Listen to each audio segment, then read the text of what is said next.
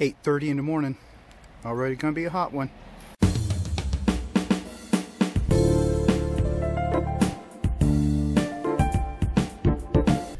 Morning, everybody. This is Bruce at habowskistudio. If you're new, visiting my channel for the first time, thanks for checking it out.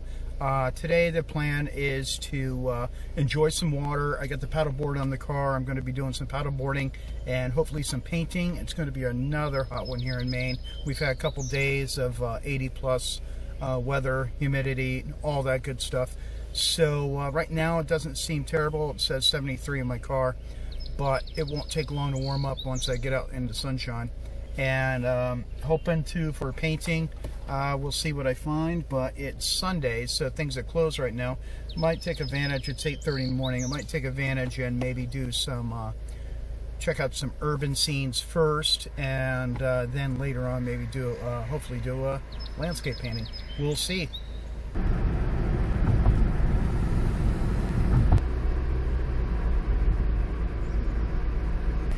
Okay, we're going to try Fort Halifax Park first.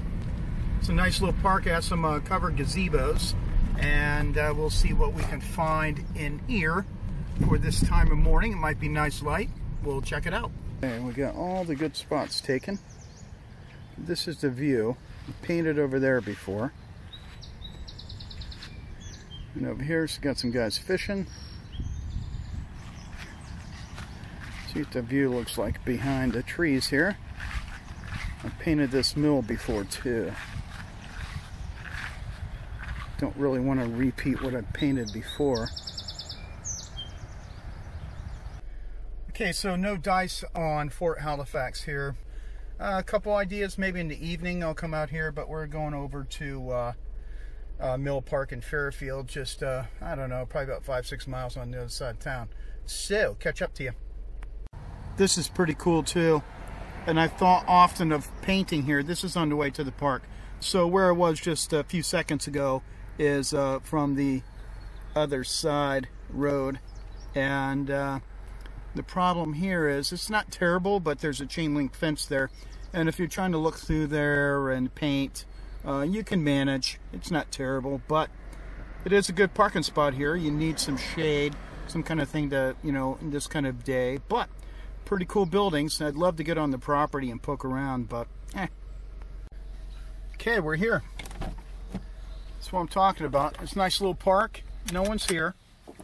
And we're going to walk down to there and take a look and see what we can see. The river's over to my right here. You can probably see the distant shoreline over there, that foggy looking stuff in the center there. That's the distant tree line. So let's take a walk. Oh, and by the way, I'm just testing out my video on my new phone. I finally upgraded from a track phone. About time. Seems to be filming pretty good so far. I do like the shadows coming across here. That's kind of a nice effect with the shafts of sunlight. So obviously you can spend all day poking around and wasting time before you actually paint or paint. But, you know, when I get to a scene, it's not that far of a walk. I can go back and get my gear rather than lug it around. And obviously, number two, I'm shooting a video, so it's a little different for me. But there's some cool little area around here. I came the other day, and there's a little picnic table tucked into some trees. And looking out might be a nice painting option. I do have a plein air book. If you see my videos from way back, I do keep a little book in the car that kind of highlights, while I'm traveling, different areas at different times of day and season to document. Oh, 3 o'clock, light on, Main Street, Waterville, looks great. So that way, if I do have limited time and I want to get out for some painting, I can, boom, go right to the location and paint at that time. And it's really helpful. I've used it before, but today I'm off and I want to have a little adventure and just drive around for no good reason a lot of times. And just enjoy the day. So here's this cool little spot I was telling you about. Okay, somebody has taken this picnic table and put it right in the little pocket of trees here, which is cool. And I'm thinking, if you sat down here, is there going to be any view? I haven't been here in the morning yet, so let's turn around, take a look. Nothing super exciting, really. I mean, some nice little aspects to play around with if you're playing around with shadows and light. But nothing to me that speaks of making a good painting. So we're going to continue on. Now, they call this mill park because this used to be an old mill. I mean, I don't know what year. Had to be turn century. But you have some ruins in here, which are pretty cool. I've looked at them several times in different lights, and it's crossed my mind to paint them sort of as a homage to the sort of European Greek Athens kind of, you know, Parthenon kind of ruins, but nothing really super exciting for me.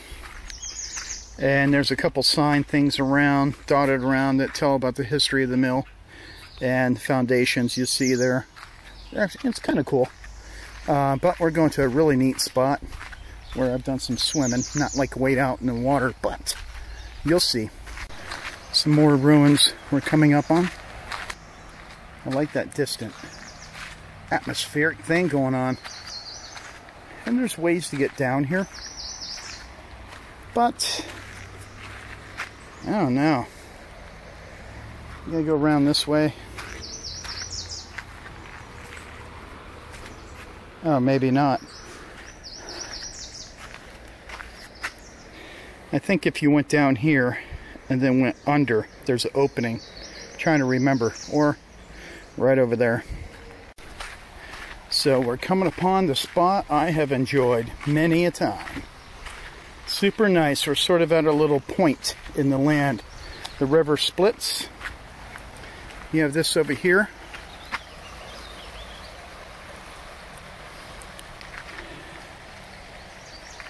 Then we go down to over here. Super nice. And you can see it's kind of low right now, the water.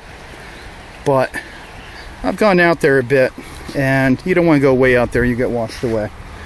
But in here, when you're hot, little pools, nice to chill out. And I was thinking of painting here, but believe it or not, oh, that's cool. Look at that.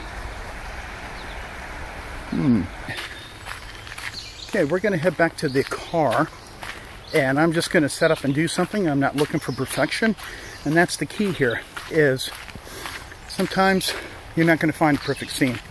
You need to decide, hey, you know what? I got a little time. I'm just going to practice some color mixing or whatever. And so something to think about. What's interesting about this site, some people want to maybe romanticize mill life, you know, mills on the river. But I'm no genius. I don't think it was very, very healthy pollution-wise. Oh my God. Mills were along the river for, of course, they probably needed water for electrical use for, what do you call them, generators. But also, got to have somewhere to put your waste, right? Pump it right in the river, and then with logging and everything, just the excessive pulp in the water. I don't know, man. Somebody school me on that, but we're going to get back to a car.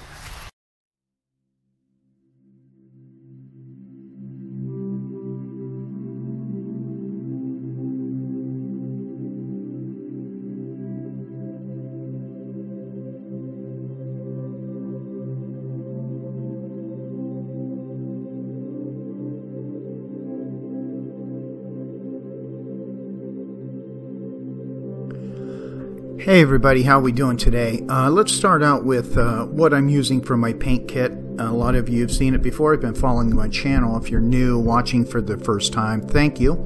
I'm using a 9x12 Gorilla Painter box, which I just love. It's one of my favorite painting kits. I have many, but this is my go-to. And what I'm using for a panel is just some masonite in this case, and primed with some gesso, and then I've toned it with the Burnt Sienna, sketching out with Ultramarine Blue. I usually use a different color for the block end, but trying something different. This is a whole nice little learning curve today, and some of that color showed up in the finished piece, and that was kind of cool. And what I'm doing with the sketch is when I'm painting on location, you know, usually we're attracted to one element in the scene. So we have to decide how we want to present that to the viewer and go from there. In this case, I was just really interested in having the foreground shadows and then a little bit of plants along the shoreline on closest to the viewer on my side of the river be lit by the sun, trying to use experimenting with that Naples Yellow to facilitate giving the sense of sunlight. And it was a real challenge using that color, and but it's always important especially if you're a beginner, to start out with limited palettes, to really learn how far you can push each color. Very important to do. What was also of interest is with the strong sunlight in the foreground, of course you have the far side of the river, which is quite far away, and that's going to be cooler and a little more atmospheric in contrast to the foreground. And I thought that was an interesting visual to practice this whole painting with. You saw me before with how I used the flat brush to block in that tree on the left, just picking up color and laying it sideways and creating the shape of the tree that way. Always try to find interesting ways to use paint and apply it with different types of brushes to create some energetic brushwork. So we have that three-prong approach for me in this painting, was that the brushwork, the limited palette using a color I'm not familiar with too much, and then creating a sense of light with that color, which was, again, very challenging, but worth the effort. Now here I am with the sky color, using that flat brush again, Tuscan series. Really like those. Just trying to chisel out, painting in that tree shape, then going back in and chiseling out the shapes that need to depict the branches of the tree. Now, I wasn't looking to go too large with the strokes because of the scale of the painting. I want the brushwork to support the painting. I do not want it to detract. I'm not about very brushy paintings and hey, look at the strokes of paint. There's nothing wrong with that. There's just not the way I tend to operate. And now you can see as I'm just feeling out how these colors are going to work in depicting like the grass and so on. And I'm starting to put in some dark shapes to show off the light that I'm going to put on top as I'm doing now. Trying to suggest some strokes. I'm really not looking to put leaves, that sort of idea. This was a quick 40-minute little study, so I was not looking for perfection of shapes. Trying out different techniques as I lay little dabs of that Naples Yellow with white on top of that distant tree line to show that saturation against there. You got to be careful when you do that so that you don't intermix paint.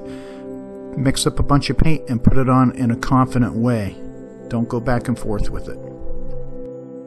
Again, if you're new watching for the first time, I invite you to subscribe and hit that bell notification icon, and you can sign up to receive all uploads that I do. Otherwise, YouTube will just send what they think is relevant for your viewing interests. So be sure to do that, and thank you if you do. Now you can see I'm cutting in some water, and that really started to really brought the painting, started to bring the painting to life. I really liked how that started to turn out.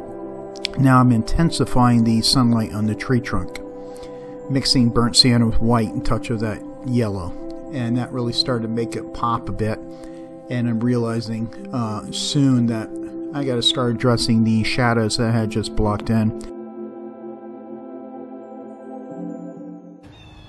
Okay, well, the painting's turning out not too bad. I'm using titanium white, ultramarine blue, burnt sienna, and Naples Yellow. And the Naples Yellow I've never used in a limited palette like this, and it's actually surprising the sense of sunlight I can get with it. I've been a little shocked by that, actually. I usually use Cad Yellow Pale. So I'm going to take a minute and pan around the painting. Right now it's in its still in its probably mid-range point of finishing right now. I still got some leaf things to do on the tree, but let's take a look. Here's what we have going on for the paint. And then so far on the painting, quite sloppy, but when you step back a bit, it sort of comes together. getting there. I'm going to do some more shadow work and join up the shadows a bit. A little too cut up. I'm going to kind of make a little big groupings and modify those and just put some leaf things in here and probably call it good. A little sunlight on the distant trees, of course.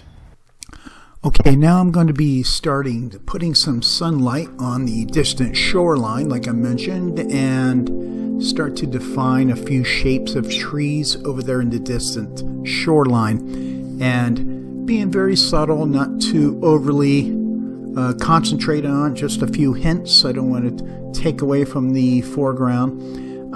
Overall, you know, you got to be careful. It might get a little busy, so I'm trying to group some shapes and make more stronger lights and darks to help out the foreground. Trying to minimize confusion to the viewer, and just working on that right now, adding more blue into the mixture, and that seems to really start to set it back a bit, which is a nice effect. I'm really utilizing my flat brushes to achieve just getting some strokes of paint in there. Now here, where I'm working on extending that shadow and grouping some tones to make more of a statement with the shadow, what I would have done if I do it over again is wiping out some of that wet, lighter paint. I kind of managed a little bit, but it would have been easier to wipe some of that out, just buff it out just a tad. I want to give the illusion, number one, to have that strong dark in the foreground connected with the tree, but also the effect that the tree goes up and there's a canopy overhead. Previously, when I was just blocking it in, you didn't have that sense of fullness of the tree. So that's what I was trying to do. And I did actually, when I painted this painting, I was in shade the whole time. It was wonderful because it's been, like I mentioned, hot here in Maine quite a lot. And the leaf things on the tree gave me some trouble too. I think in the end, when I was doing the tree in the initial sketch, I would have really mapped out my leaf patterns and then really carefully chiseled around them with the sky. I mean, you know, 6 one way, half a dozen the other. We all have different ways that we could work on something. But I fared okay. I wasn't too upset with the results, but just something to think about. I wanted to mention too that probably in the previous clips you've seen the little palette cup on my palette.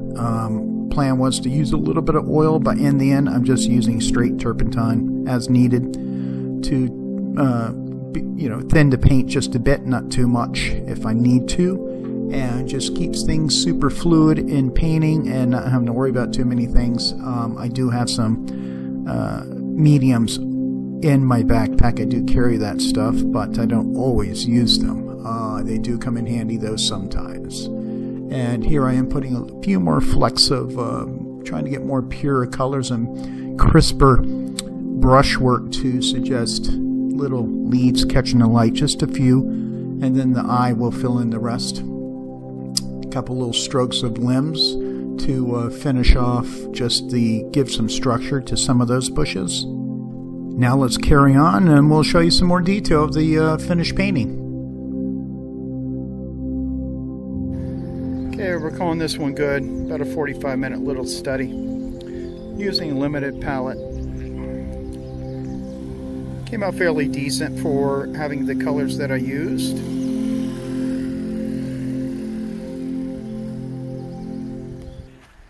Oh, well, I hope you enjoyed that little painting experience there. Just a super quickie. I think it was about 45 minutes, 45 minutes, not bad.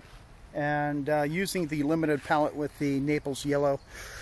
Yeah, not my favorite, but gave it a go. I think there'd be certain types of subjects because, of course, of the nature of Naples Yellow not being, it's kind of a muty, earthy kind of yellow.